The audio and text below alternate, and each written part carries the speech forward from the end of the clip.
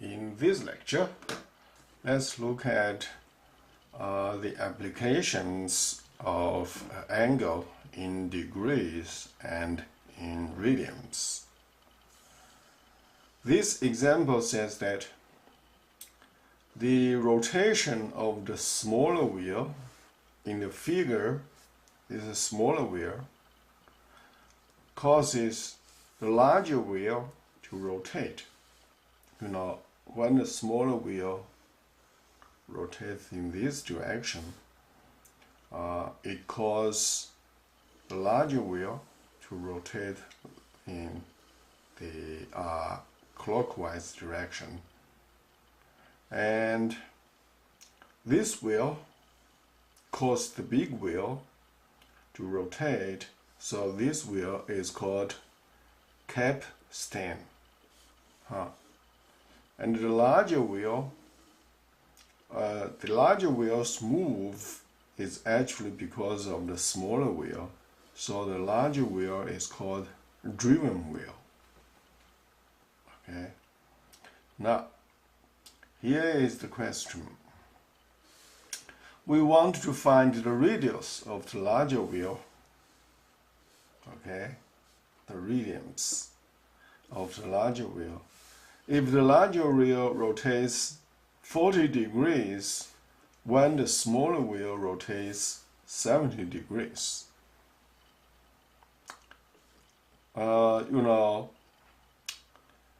Because this wheel is smaller, so for the same arc, the length of the arc, the smaller wheel will have a larger degree of the angle.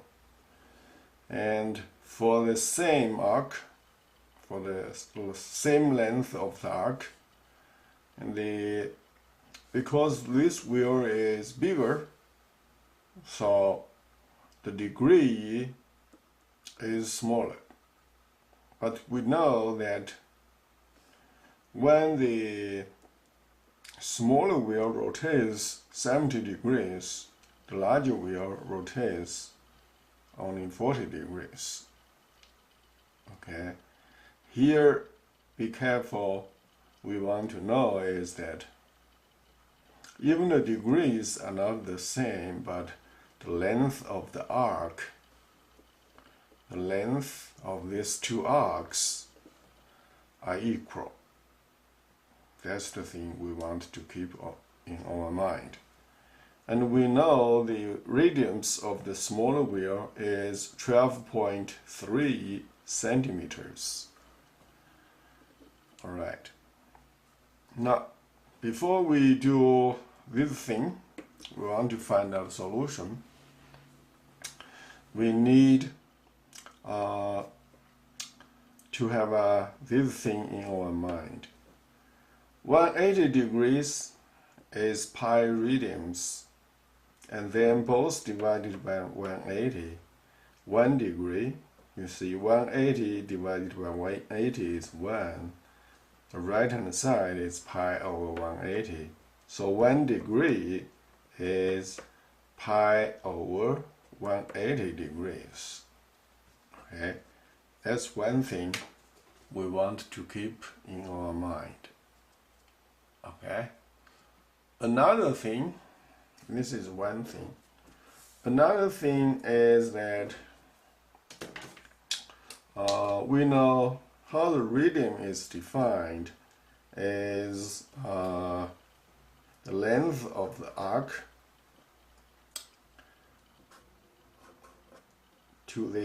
over the radians is theta. Okay, this is how the radians is defined. And if both sides multiplied by r, and what we get is the length of the arc. You see r cancelled, then the length of the arc equals theta times r, or you may say r times theta. But we know in this example is the length of the arc are equal. Okay, so you may want to write let's see, this is S1, this is S2.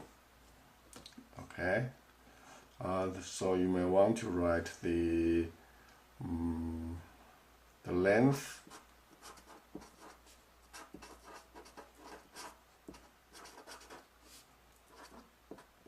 of the arc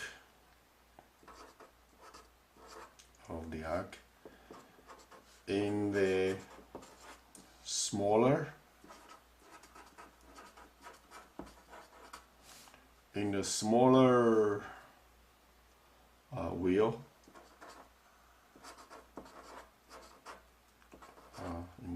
wheel, is S1. Okay, based on the formula, S1 is what? It's R theta. So R in this case is 12.3, this R. Theta is what? Theta is 70 degrees. Okay. And then times what? Pi over 180. Okay. And then you may also want to write that the length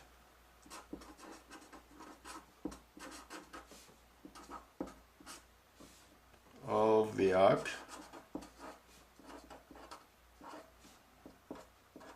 in the bigger wheel is S2. Okay, this one.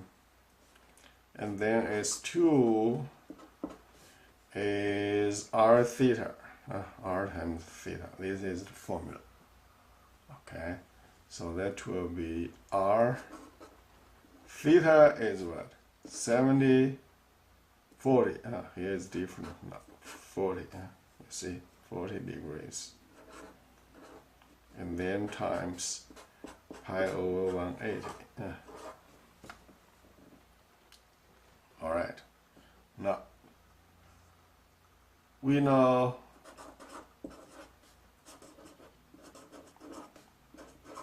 S1 equals S2 because of what? Because of this smaller wheel cause the big wheel to rotate. That's why we have that. Okay. And then we say we know, but I need to remind you this is true. And then we will have what? 13. We will have, let me write S2. Let me write this one. S1 is 12.3 times 70, and then times pi over 180. S2 is R times 40 times pi over 180. So we can find out R. How? Both sides times 180. So you then cancel 180 upstairs, downstairs. Both sides divided by pi.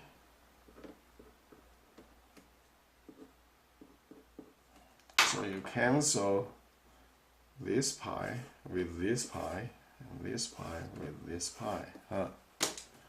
Now both sides divided by 40.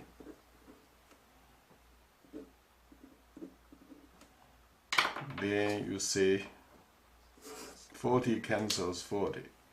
So the right hand side, you have a R stands alone, right hand side.